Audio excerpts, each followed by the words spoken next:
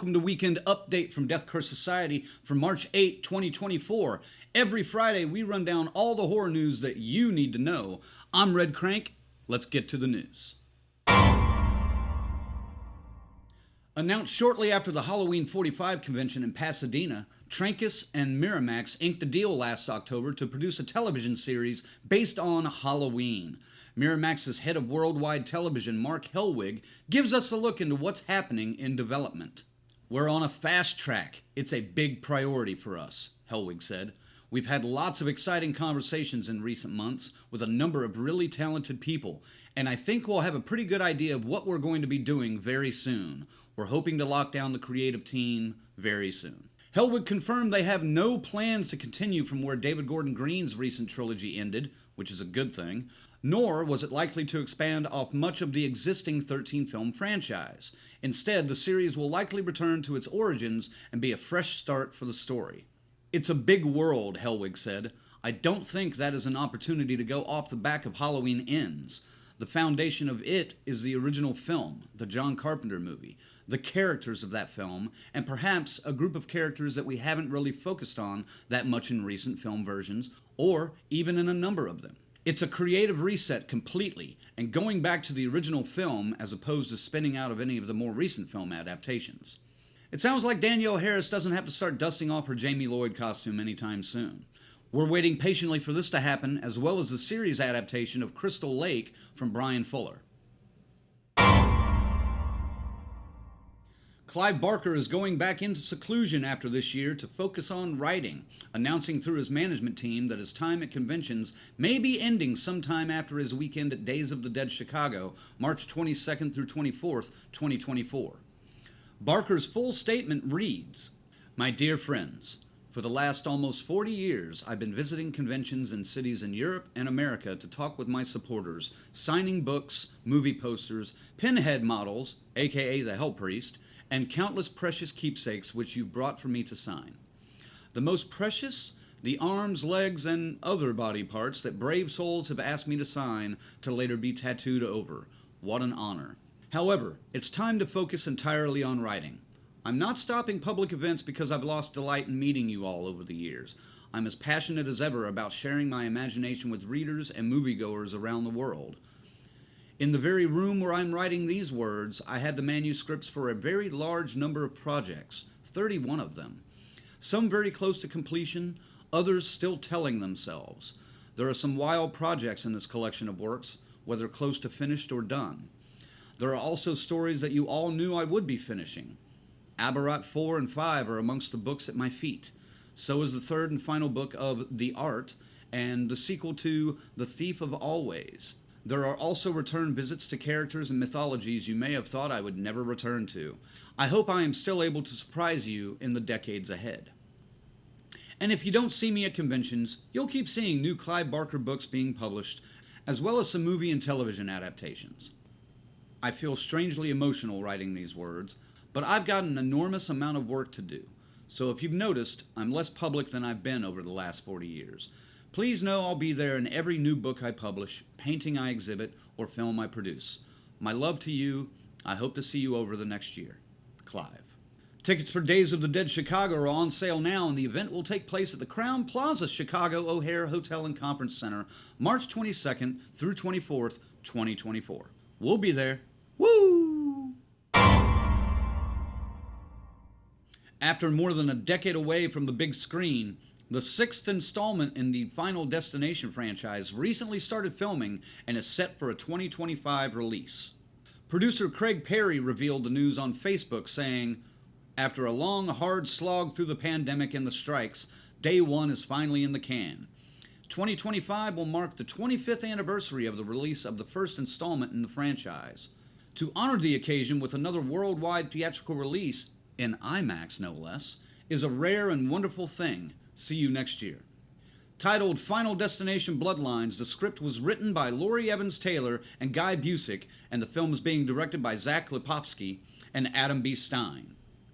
Series creator Jeffrey Reddick previously told Dread Central in 2022 that Bloodlines is a true Final Destination movie which doesn't follow that kind of formula that we've kind of established. He more recently told Collider, "This film dives into the film in such a unique way that it attacks it from a different angle. So you don't feel like, oh, there's an amazing setup and there's going to be one wrinkle that can potentially save you all that you have to kind of make a moral choice about or do to solve it. There's an expansion of the universe that kind of unearths a whole deep layer to the story that's kind of, yes, makes it really, really interesting." Look for Final Destination Bloodlines to hit theaters in 2025. Famed director John Carpenter provided a clear answer to many teasing tweets over the last week or so by dropping a new music video for My Name is Death, the first single from the upcoming album Lost Themes 4, Noir. The Lost Themes series is called a soundtrack for the movies in your mind and is composed and performed by John Carpenter, Cody Carpenter, and Daniel Davies. The latest installment is an ode to noir cinema. Sacred Bones Records will release the new collection May 3rd, 2024.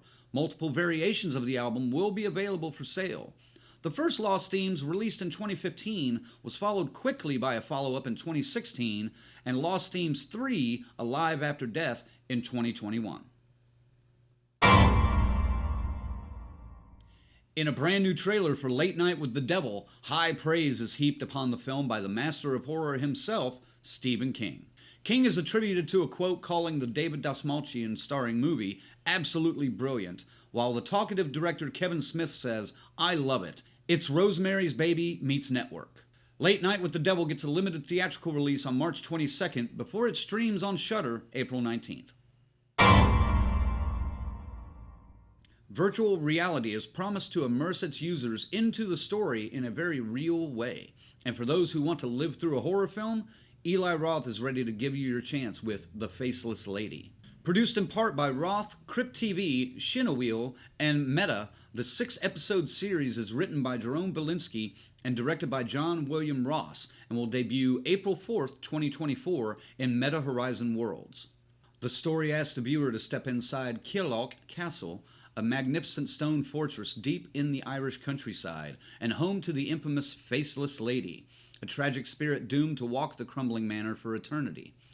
But her story is far from over, as 3 young couples are about to discover. Drawn to the castle by its mysterious owner, they have come to compete in historic games. The winner shall inherit Killock Castle and all that lies within it, both the living and the dead. The storyline is inspired by the real 17th century Irish folklore of Lady Margaret Hodnett, who is said to haunt Cork's Belvelly Castle by stalking visitors through mirrors and reflective surfaces. The Faceless Lady has been adapted for modern day with a supernatural twist. It looks like the future of horror entertainment is here, and you can subscribe now to the series. After the death of famed horror director George Romero, many incomplete manuscripts were located, including screenplays, outlines, and novels. Daniel Kraus has finished writing and will publish Pay the Piper, a little-known novel that was left unfinished by Romero, on September 3rd, 2024. Pay the Piper takes place in Alligator Point, Louisiana, a small town with a population of 141. Young Renee Pontiac has heard stories of the Piper, a murderous swamp entity haunting the bayou, her entire life. But now, the legend feels horrifically real. Children are being taken and gruesomely slain. To resist, Pontiac and the town's desperate denizens will need to acknowledge the sins of their ancestors, the infamous slave traders, the pirates Lafitte. If they don't, it's time to pay the piper. Kraus says, "It has been the highest honor of my life to shepherd Romero's incomplete novels to a finished state. Romero's work helped raise me since the age of 5, and I see this as going a small way toward repaying that favor. I'm especially excited about Pay the Piper because it expands our understanding of what interested Romero and what he was capable of. It's most assuredly a horror novel, but it has nothing to do with zombies. He loved zombies, of course, but they also boxed him in. Pay the Piper, which includes some of his finest writing of his career, gave him a blank canvas on which he could paint a character-focused, atmosphere-drenched, utterly surprising tale of terror. My job was to pick up his brush and fill in the missing pieces. Maybe put a nice frame around it, too." Previously, Kraus completed The Living Dead in 2020, the first unfinished novel with which the author collaborated with Romero's estate. He also co-authored The Shape of Water with Guillermo del Toro, based on the Oscar-winning film, and Troll Hunters, which was adapted into the Emmy-winning Netflix series. He is also the co-author of Wrath with Sharon Moalem, and author of Whitefall, which is currently being developed into a feature film. You can pre-order Pay the Piper now. We finally learned of a release date for the highly anticipated third film in Ti West X trilogy, MaXXXine, which will arrive in theaters from May 24 on July 5th, 2024. MaXXXine reverses the franchise's trajectory through time to pick up with MaXXXine after the violent events of X, as the sole survivor continues her journey towards fame, setting out to make it as an actress in 1980s Los Angeles. The cast includes Mia Goth returning to the title role, as well as Halsey, Elizabeth Debicki, Moses Sumney, Michelle Monaghan, Bobby Cannavale, Lily Collins, Giancarlo Esposito, and Kevin Bacon. Goth has previously told Variety, "It's the best script of the three by far. It's going to be the best movie of the three. It's the biggest story of the three with the highest stakes, and MaXXXine has gone through so much at this point. So when we find her in this new world, she's just a force to be reckoned with, and she goes through some pretty wild adventures." Based on the previous two films, that's some high praise. Since we didn't get a trailer during the Super Bowl last month, we expect one to drop fairly soon. That wraps up this edition of Weekend Update. As always, for more news and information, please visit our new and improved website, deathcursesociety.com. We update the site almost daily with news, reviews, film releases, convention information, and more. Stay on top of all the news and horror by following the website and all of our social media. On the next Monday Maniacs, we review the latest Blumhouse release, Imaginary, which is in theaters now. Join us live Monday at 8 p.m. Eastern on YouTube, Facebook, and Twitch, and be part of the conversation. We'd love to hear your thoughts on this movie. Thanks for watching, and have a great weekend. Woo!